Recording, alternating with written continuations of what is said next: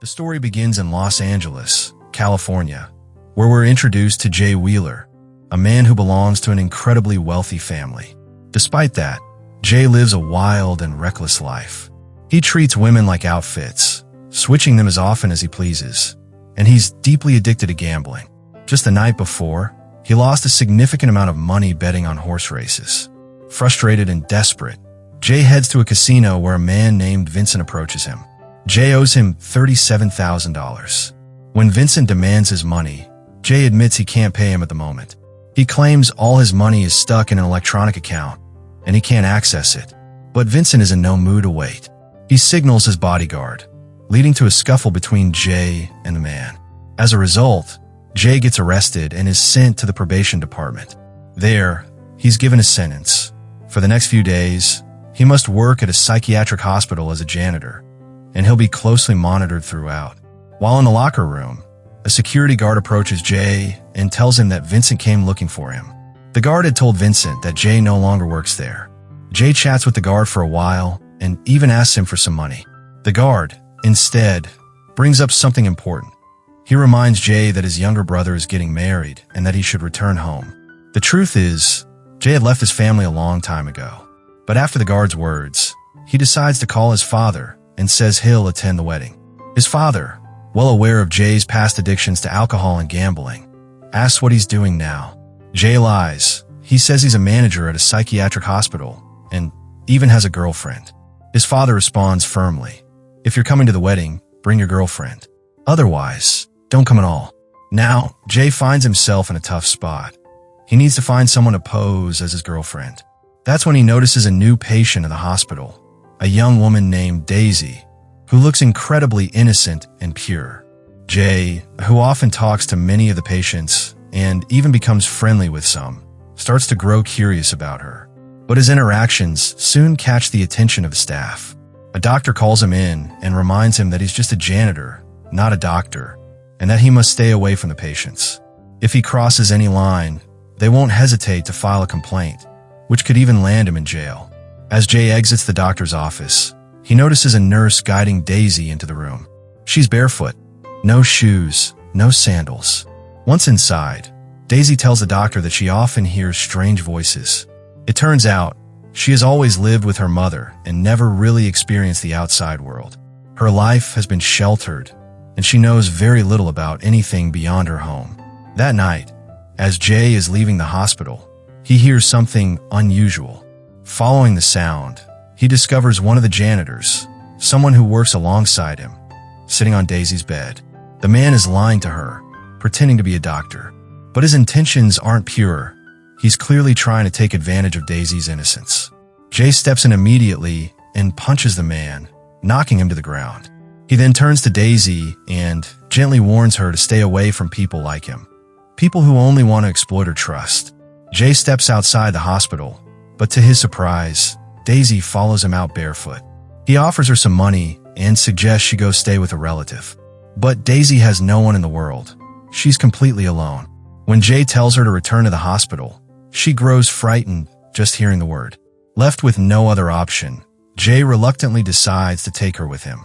He's still unsure what to do next or where to leave her. Then an idea hits him. He had already asked several women, ex-girlfriends and casual acquaintances, to pretend to be his girlfriend for his brother's wedding, but every single one had refused. His reputation is too damaged, and no one wants to be associated with him. Now, he decides to take Daisy home as his girlfriend to attend the wedding. When they arrive, Jay's mother is overjoyed to see them together. Daisy's innocent appearance and gentle demeanor instantly win her over. She even gives Daisy a room to stay in. That evening, Daisy joins the entire family at the dinner table. Jay's father, who has long lost trust in his son, asks him directly what his future plans are. Jay responds vaguely, saying he wants to start a business. His father sees right through the lie. But Daisy jumps in to support Jay. She insists that he has a good plan and will put into action soon. Throughout the dinner, Daisy keeps reminding everyone that she's a nurse, just as Jay had coached her earlier. It's clear she's experiencing the world outside for the very first time. Until now, she lived her entire life indoors, shut away with her mother. After her mother passed away, she finally stepped outside. but she still doesn't know how to interact with others or how to behave in public settings. Her childlike innocence and pure heart leave a deep impression on Jay's entire family. They're all taken by her sweetness, but when it comes to Jay, no one's quite ready to trust him yet. The next morning, Jay's mom wakes him up and tells him that Daisy is in the bathroom, cleaning it. Curious, Jay walks over and asks her what she's doing. Daisy explains that she's always done housework at home, cooking meals, cleaning rooms. Her mother used to say that if you want others to love you, you must take care of the house. But Jay gently tells her that her mom was wrong. If someone truly loves you, they'll love you unconditionally. Love doesn't need a reason. Daisy becomes emotional and quietly confesses something that shocks Jay. She says she killed her mother. Jay is left speechless, not knowing what to say in that moment. Later that day, it's Jay's brother's wedding, but the clothes Daisy has aren't hers. Jay had borrowed them from a bar dancer, and Daisy feels deeply uncomfortable in them. Jay's mom notices her discomfort. With kindness, she steps in and helps Daisy get ready herself. She even gives her a special necklace, one that was once gifted to her by Jay's father. When Daisy appears dressed and ready, Jay is left speechless. He can't take his eyes off her. Somewhere deep inside, he's starting to feel something for her, something real. Together, they all attend the wedding party. During the event, Jay's father pulls him aside and says he knows Jay is lying. But Jay, trying desperately to prove himself, spins more lies. He says he wants to start a business and needs money for that. His father clearly doesn't believe him, so he turns to Daisy. While dancing with her, Jay's father asks her what Jay actually does and why he needs the money. In truth, Jay needs it to pay off a large debt. But Daisy can't lie. She freezes, overwhelmed by the pressure, and her health begins to deteriorate. Jay rushes in, helps her out, and starts leading her away. But before they can leave in the car, Jay's father arrives and stops them. This time, Jay finally tells the truth. He confesses everything. He explains that he was sent to work at a psychiatric hospital as a janitor as part of his sentence, and that Daisy is actually a patient there. He has no business plan. He's not starting anything. He just came here hoping to borrow money to pay off his debt. After telling the truth, Daisy quietly removes the necklace and returns it before leaving with Jay. Jay now understands. His father is never going to give him the money. And more importantly, Daisy needs to be taken back to the hospital as soon as possible. Without delay, Jay takes his father's RV and drives off with Daisy. For the first time in her life, Daisy is traveling by bus, and she's overjoyed. Everything feels brand new to her, every moment an adventure. And being with Jay makes her even happier.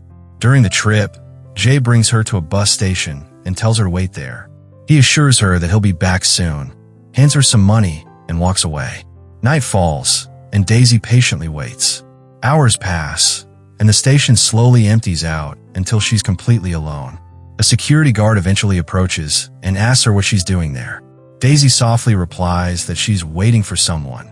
He'll be back any moment. Meanwhile, we see Jay. He's called a doctor and shared Daisy's location. The doctor is furious. He scolds Jay, telling him that Daisy has never been outside her home before. She doesn't understand how the outside world works, and leaving her alone like that could have been dangerous. Back at the station, Daisy is exhausted and finally accepts that Jay might not be coming back. She walks up to the ticket counter and asks for a ticket to go home. But just then, Jay's voice calls out to her from behind. Hearing him, Daisy gets emotional and asks, "Will you leave me again?" Jay gently promises, "No, I won't." And together, they leave the station. The next morning, Jay tells Daisy to go shopping. But Daisy admits she's never gone shopping alone. She doesn't even know how it's done. Still, Jay encourages her and sends her inside. Suddenly, a police car drives up and slows down when the officer notices their vehicle. Jay instantly senses trouble. Realizing they're being followed, he quickly grabs Daisy, and they drive off. The police begin chasing them, but Jay skillfully manages to shake them off.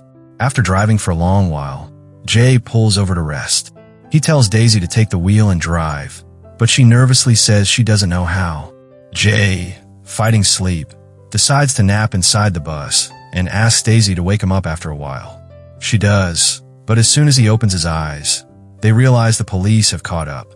Jay hides inside the bus, just as a police officer approaches and asks about him.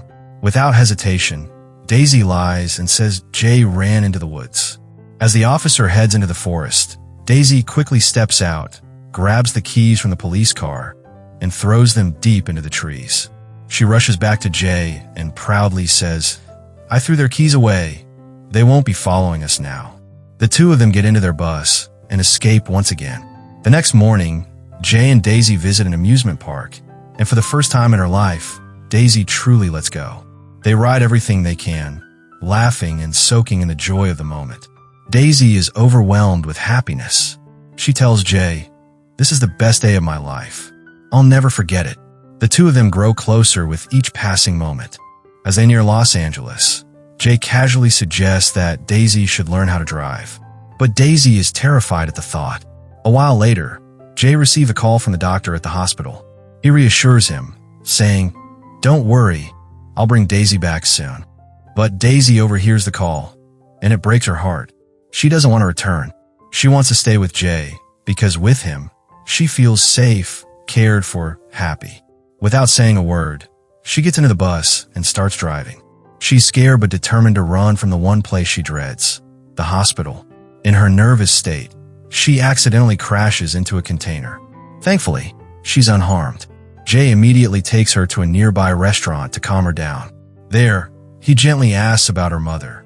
Daisy opens up, her voice quiet and filled with emotion. She says her mother used to hear strange voices. Daisy would sit with her, trying to comfort her through the fear. But one night, the voices became too loud. Her mother was screaming.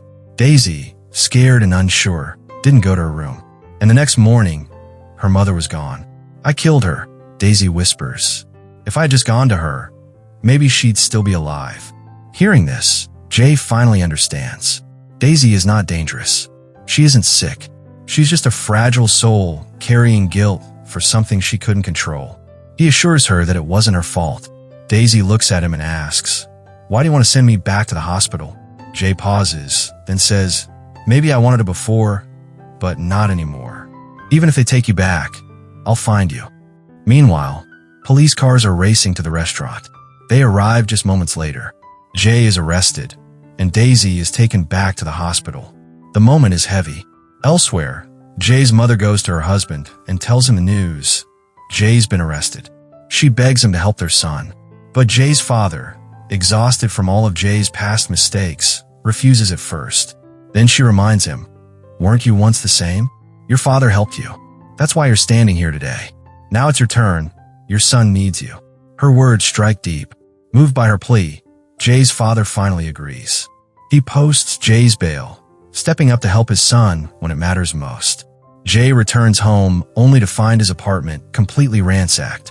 It's clear Vincent and his men had been there, looking for their money. Without wasting time, Jay rushes to the hospital to see Daisy, but he's denied entry. He's not allowed to meet her, but Jay is determined. He knows Daisy is mentally stable, and he wants to get her out of there, no matter what it takes.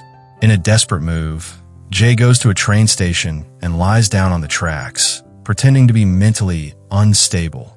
His act works. He's admitted into the same psychiatric hospital where Daisy is. But the doctor quickly sees through his performance. He knows Jay is perfectly sane and wants him removed as soon as possible. Jay pleads with the doctor, saying Daisy is not mentally ill. She doesn't hear voices. Her mother did. And she didn't kill her mom, he says. The doctor doesn't respond, simply walks away, and Jay is locked in a room. Things take a dangerous turn when one of Vincent's men sneaks into the hospital with help from a staff member.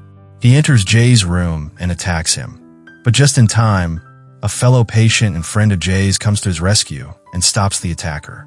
The next morning, the doctor visits Jay and says, "You were right." He shares that they reviewed Daisy's mother's medical history and discovered she suffered from schizophrenia, a condition that causes people to hear voices and experience delusions. The doctor promises to reassess Daisy, and if she's truly stable, she will be released. Later, the doctor questions Daisy again, carefully, thoroughly. She answers every question calmly and correctly. Then, with quiet courage, she says, "I love Jay." That moment makes everything clear. Jay is discharged from the hospital, and he's handed a letter from his parents. In it, they ask him to come home soon, and they include a check for $40,000 to help him pay off his debts. Around the same time, Daisy is officially discharged as well. The doctor is finally convinced that she's absolutely normal. Now, standing face to face again, Jay and Daisy are ready to begin a new life together. As they walk toward one another, Jay notices a look of pain in Daisy's eyes. Concerned, he asks, "What's wrong?" She softly smiles and says, "You're standing on my foot." She's still barefoot, just as she's always been. Her whole life, she never needed shoes. She grew up inside the home, never stepping out, never needing protection for her feet. In many ways, Daisy's mind is like that of a child, pure, gentle, and untouched by the world. Just like children who run barefoot through life, she too walked her path with innocence and wonder. If Daisy's innocent heart, her silent strength, and her journey through a world she never knew moved you even a little, take a deep breath and hold on to that feeling. Because sometimes the most powerful stories aren't loud. They're soft, barefoot, and full of quiet hope. If this story touched your soul, don't forget to like, share, and let us know your thoughts in the comments. And if you're someone who believes in the magic of pure love and second chances, we invite you to subscribe to our channel. Because here at Unique Storytellers, we bring you stories that don't just entertain, they stay with you.